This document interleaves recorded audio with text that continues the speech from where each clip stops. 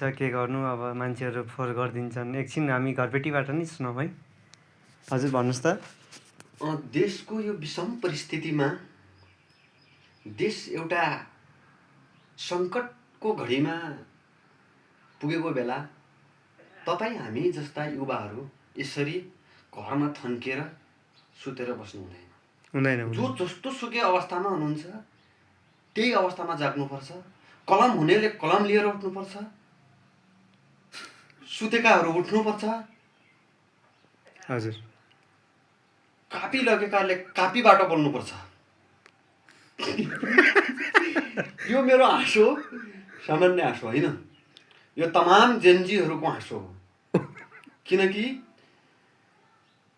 देशले यो कोल्टो फेर्ने अवस्थामा पुगिसकेको बेला तपाईँ हामी भनेको देशका गहनाका रूपमा चिनिएका छौँ र हामीले यसरी सुतेर बस्ने होइन। हामीले जस्तो सुकै अवस्था छौँ त्यस्तै सुकै अवस्थामा हामीले बोल्न सक्नुपर्छ, जाग्नुपर्छ। हामी बोले देश बोल्नेछ, हामी जागे देश जाग्नेछ। त्यसैले म के भन्न चाहन्छु भने अघि अब होइन, तपाईँले भन्न खोजेको चाहिँ क्या, बिहानदेखि तपाईँको घरबेटी भएको नाताले तपाईँलाई पीडा कस्तो छ बिहानदेखि मलाई सुनाउनु भयो तपाईँले। देश आर्थिक क्राइसिसको अवस्थामा पुगेको अवस्थामा मेरो घरमा बस्ने सम्पूर्ण जेनजी युवाहरूलाई 5 महिनाको भाडा छुट छ।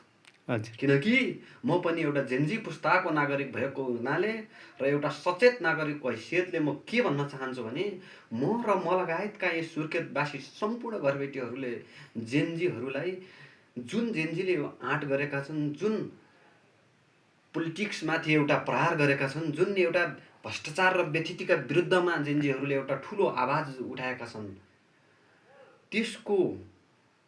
त्यसबाट जुन कुरा हामीले हासिल गऱ्यौँ त्यो खुसियालीका लागि मैले मेरो घरमा बस्ने सम्पूर्ण जेनजीहरूलाई 5 महिनाको भाडा छुट गरेको छु। तपाईँहरू पनि जो हुनुहुन्छ, जसको घरमा जति जेनजीहरू बस्नुहुन्छ उहाँहरूलाई 5 महिनाको भाडा छुट गर्नु होला। हस्त धन्यवाद।